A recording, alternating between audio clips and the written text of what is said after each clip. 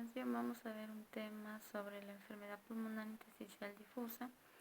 Como ya se sabe, el pulmón es un órgano que está continuamente expuesto al ambiente y las lesiones ambientales son comunes a través de la vida. Las exposiciones ambientales relacionadas con las enfermedades pulmonares van a ser tales como el asma, la enfermedad pulmonar obstructiva crónica, conocida como el EPOC, y tenemos acá la enfermedad pulmonar intersticial difusa o EPIC, que a continuación nos vamos a centrar en este tema principal, enfermedad pulmonar intersticial difusa o conocida como el EPIC. Esta enfermedad constituye un grupo muy heterogéneo de condiciones pulmonares que van a afectar al parénquima pulmonar y varían con respecto a las manifestaciones clínicas, radiológicas y funcionales, en las cuales las principales alteraciones anatomopatológicas van a afectar tanto al epitelio, a las paredes alveolares, al endotelio capilar y al tejido conjuntivo, que va a estar comprendido entre los septos y situado en el tejido peribronquial y peribronquiolar. A continuación nos muestra una imagen que la principal característica va a ser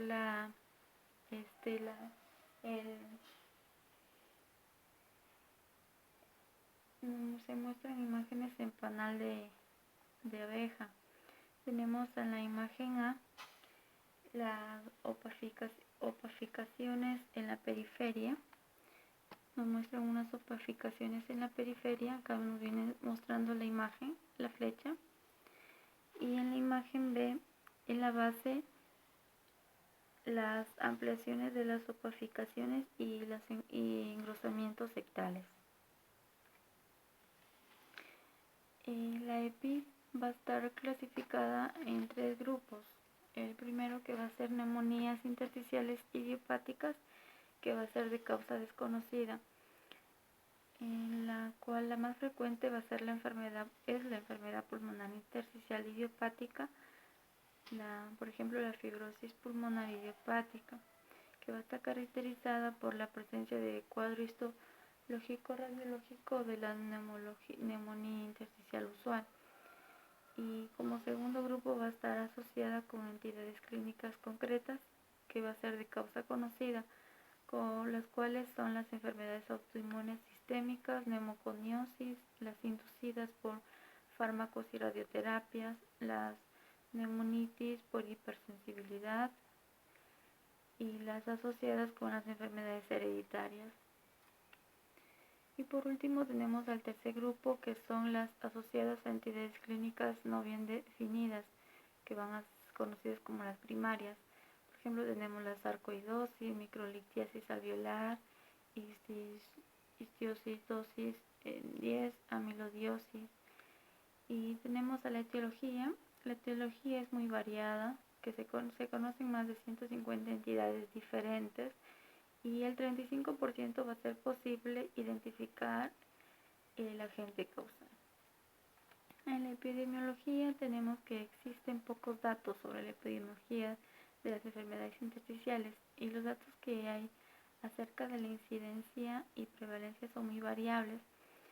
En España, la incidencia del EPI estimada es de 7.6 casos de 100.000 habitantes, siendo la más frecuente la fibrosis pulmonar idiopática, como ya se lo mencioné, y con una incidencia de 1.6 casos de 100.000 habitantes. La patogenia, tenemos que el agente causal va a provocar una lesión directa en el epitelio alveolar y va a activar tanto así a las células inflamatorias como a las células parenquimatosas. Tenemos a las células inflamatorias, que son macrófagos, neutrófilos, eosinófilos, mastocitos y linfocitos, y las células parenquimatosas, que va a ser los fibrolas y las células epiteliales. Ambos van a secretar a los mediadores celulares, de los cuales tenemos las citocinas, de radicales libres que van a actuar de forma autocrina o paracrina entre sí, dando lugar a la inflamación alveolar crónica y por último la fibrosis pulmonar.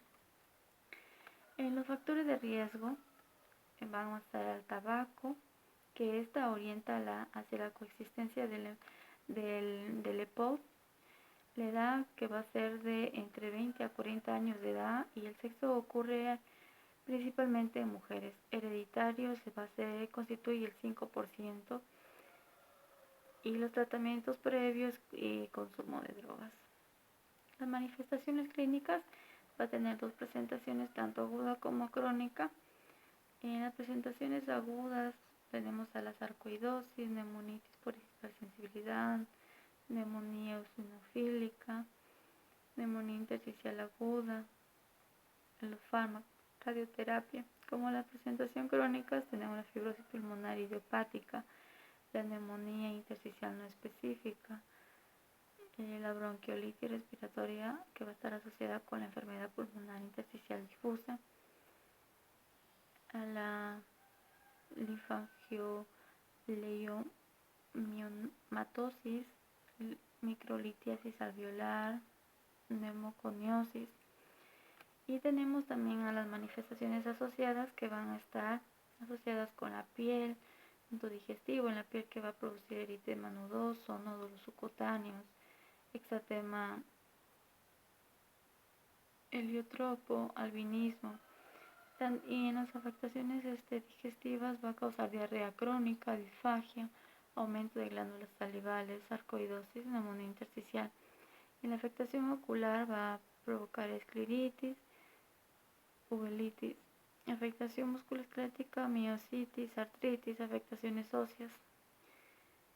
Las afectaciones neurológicas, sarcoidosis, neurofibromatosis, esclerosis, afectación cardíacas que van a ser al miocardio, que son las sarcoidosis, pericardio y la afectación renal, angiolipomas, síndromes nefróticos y las glomerulonefritis.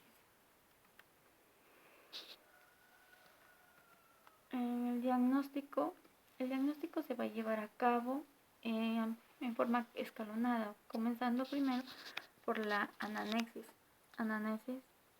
la exploración física y por último una realización de una radiografía de tórax. En un segundo escalón se halla el estudio funcional respiratorio, que va a ser espirometría forzada, volumen pulmonares estáticos, determinación de la capacidad de transferencia de monóxido de carbono, gasometría arterial, por último una tomografía computarizada de alta resolución.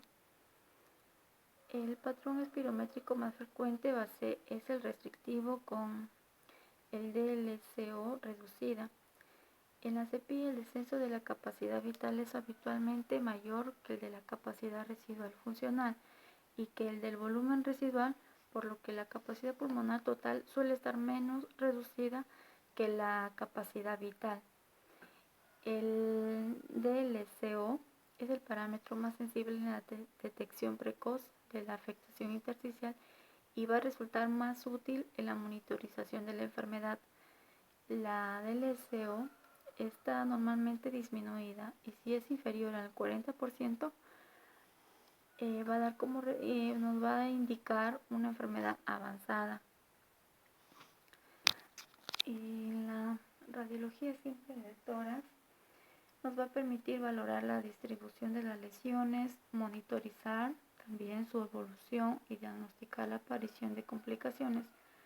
Los patrones radiológicos relacionados con el EPI van a ser vidrio deslustrado, nodular, reticular, retículo nodular y pulmón en panal de abeja, que suelen afectar de forma difusa a ambos hemitórax y acompañarse de disminución del tamaño de los campos pulmonares. Algunas EPI pueden cursar con un patrón alveolar, neumonía intersticial aguda, no específica, proteinosis alveolar, neumonía intersticial descamativa, linfoide, alveolitis alérgica, y eosinofilias pulmonares. La tomografía computarizada de alta resolución es más sensible que la radiografía simple para el diagnóstico de las alteraciones del intersticio.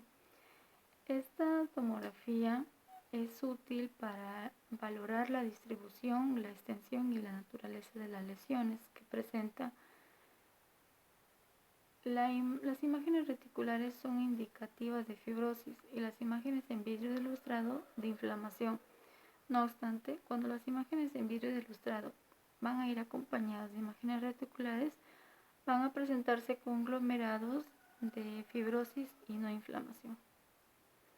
En el análisis de sangre, estos son exámenes auxiliares. En el análisis de sangre, ante la sospecha de un EPI, se debe realizar una analítica general, incluyendo funciones renal y hepática, hemograma, reactantes de fase aguda, anticuerpos, antinucleares y factor reumatoideo. Los hallazgos en los análisis sanguíneos tienen interés en el diagnóstico de algunas EPI. Como tenemos acá la alteración analítica y las enfermedades que van a estar relacionadas, por ejemplo, el aumento de la LDH, vemos la enfermedad proteinosis alveolar, hipercalciuria, hipercalcemia, sarcoidosis, enzimas musculares, dermatomiositis, factor reumatoide, artritis reumatoide, anticuerpos anti-ENA, anticentrómero, esclerosis sistémica.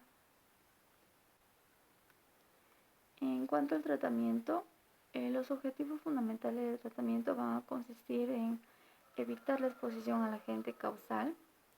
Esta solo es posible cuando es conocido el agente causal. Suprimir el componente inflamatorio de la enfermedad. Los fármacos utilizados son los glucocorticoides e inmunosupresores. La dosis y duración varían según el tipo de PIC. Tratar las complicaciones, por ejemplo, en los pacientes con hipertensión pulmonar podría beneficiarse del uso de vasodilatadores como son el sildenafilo, iloprost y de la oxigenoterapia. Por último tenemos el seguimiento. El seguimiento se va a dar de manera trimestral y de manera anual. Trimestral, que va a ser la valoración de la sintomatología, la radiografía de tórax y la exploración funcional respiratoria, como ya se lo mencioné, hacer espirometría forzada, volúmenes pulmonares, DLCO y gasometría arterial basal. El control anal va a ser la tomografía computarizada de alta resolución y las pruebas de esfuerzo. Bueno, eso ha sido todo. Muchas gracias.